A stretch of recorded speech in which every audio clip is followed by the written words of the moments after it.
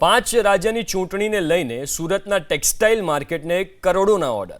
પશ્ચિમ બંગાળની ચૂંટણીને લઈને મળ્યા કરોડોના ઓર્ડર. બીજેપી અને ટીએમસી વચ્ચે પ્રચાર સામગ્રીને લઈને સ્પર્ધા. ભાજપ તરફથી પ્રચાર સામગ્રી માટે સૌથી વધુ ઓર્ડર. સુરતના 25થી વધુ વેપારીઓ દિવસ રાત ઉત્પાદન કરી રહ્યા છે. ચૂંટણીની પ્રચાર સામગ્રીના કારણે 30 કરોડનો વેપાર થવાની શક્યતા છે. પશ્ચિમ બંગાળ સહિત વિવિધ રાજ્યોમાં જામ્યો છે ચૂંટણીનો માહોલ. अब यहाँ तो कपड़े का काम है सूरत तो, और सूरत कपड़े की एक मंडी हब है सूरत, तो यहाँ पे झंडा है, साड़ी है, दुपट्टा है, इनकी डिमांड ज़्यादा रहती है, तो सब में थोड़ा थोड़ा तो बट ही जाता है। तो 25 करोड़ का काम तो सब व्यापारी मिलके कर ही लेते हैं।